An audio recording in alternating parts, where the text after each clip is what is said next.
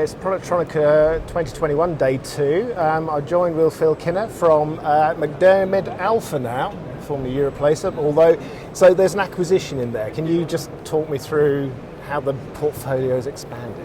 Sure. So since May, get my dates right, we've been owned by ESI, who is the parent company of McDermott Alpha.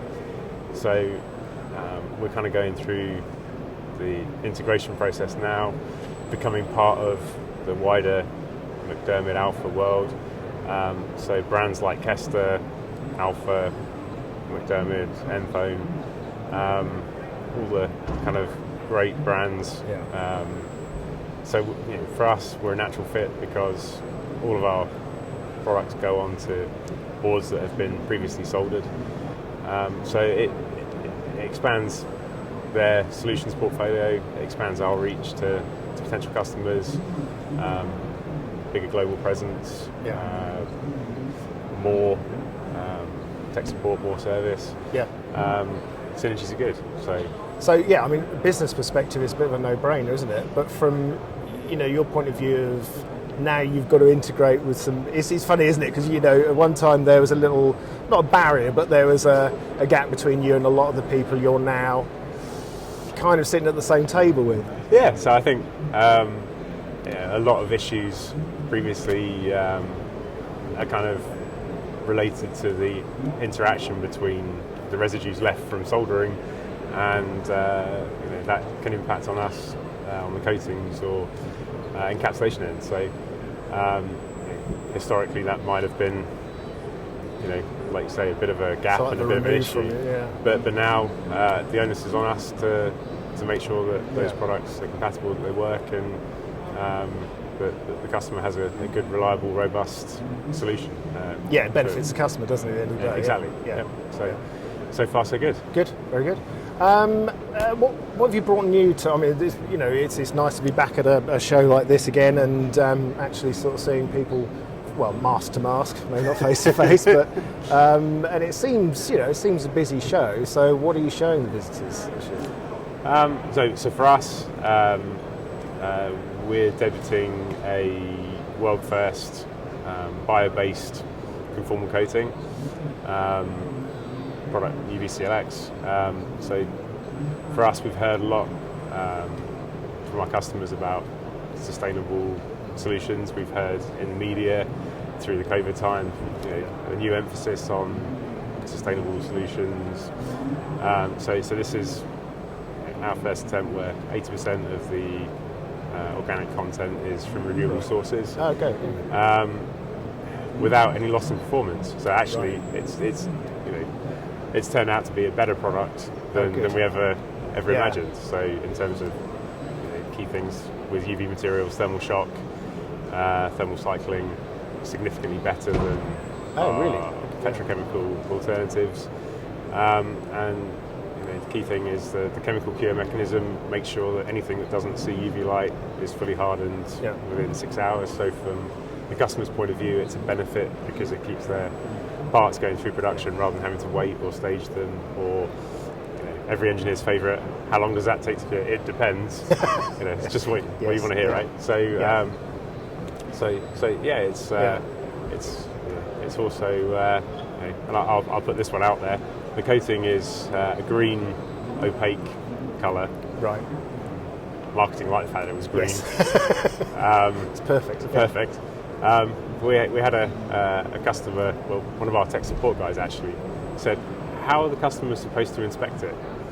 I was like, well, how would they inspect it now? Well, they'd put it under a fluorescent light and it would glow blue. I was like, okay, so let's pretend that they don't have to put it under the black light and it just glows green. And they went, oh yeah. So actually, there's enough of a contrast between the solder mask and the components to enable the system to work well with automatic optical inspection.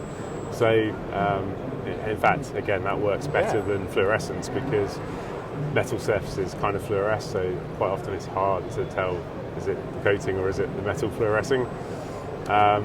So in this case, it's green and it's easy Were to you see. expecting to have those sort of wins all around really with it? I mean, honestly, no. So that came as a nice surprise. We got a minimum set of requirements, and we were expecting to be closer to the minimum end rather than at the top end where the product actually finished up. So one of the best performing products in our portfolio. Wow, that is quite heartening, actually, isn't it? Because sustainability is actually starting to be a really important thing. We've talked about it for a few years, but now it's coming through and changes being made. Yep. And a lot of the time, like you say, you think it's going to be a compromise, but that proves that it isn't. No, and for us, it's always been something that's kind of been in the back of our minds. We've often been the people that are a little bit ahead of the curve in that regards. So we've got some products that will be coming out at Apex on the encapsulation resin side, which the same story. We were expecting them to not be as good, but actually they're a lot better than some of our historical products in terms of their performance and their protection. So it's encouraging that looking after the environment doesn't have to mean sacrificing performance. No, and it guarantees that there will be more effort put into that side of absolutely, isn't it? It's like anything. If the first few products come out and it's not quite as good, then it kind of sets a tone. Whereas actually, you're right. If they come out and they perform better, then hopefully that kind of leads the market. So. Yeah, and it's sustainability is a pressure not just from being seen to be doing something, is it? It's a pressure that's coming. Your customers are asking for it. Their customers are asking for it. Governments are asking for it, and consumers increasingly are demanding it. So. Yeah, it's. I don't think anyone's going to argue whatever political stance you have. Whatever the minimum or the more you can minimise the impact on the environment, the better. So, absolutely fantastic. Has the show been good for you so far? Was it busy yesterday? You've seen quite a few productronicas, haven't you? So. Seen quite a few productronicas, yeah. This is definitely one of the most unusual ones. So for me. A lot of old faces, some that have lost a lot of weight during the pandemic, and without that kind of facial clue, it's kind of hard to spot them. So it's been good to catch up with a lot of people that we haven't seen for a long time. Been a bit short on customers, but we're way down at the end, so hopefully traditionally Wednesday and Thursday are the busy days for the kind of material guys. So true. So fingers crossed. No, that's good. We have a good finish to the show. Yeah, and I think it's important to be. We've missed that sort of social interaction with sort of colleagues and competitors. Really, you do pick up quite a lot just by walking around a show like this and just seeing and listening to what. The sort of gossip is really absolutely. It's a small industry at the end of the day, and as you say, Teams is great, or Zoom, or whatever, but it doesn't replace that kind of person-to-person connection. Exactly. So it's been a good opportunity to catch up. Good. Also a good opportunity for us to meet a lot of our new colleagues.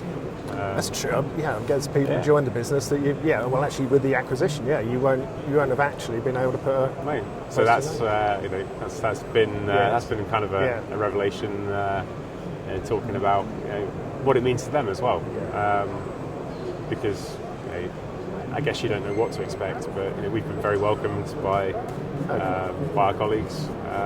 They're happy to have us. We're happy to be with them. So excellent. So far, so good. That's good. So hopefully you've had a nice party there. No, it's obviously very strict business.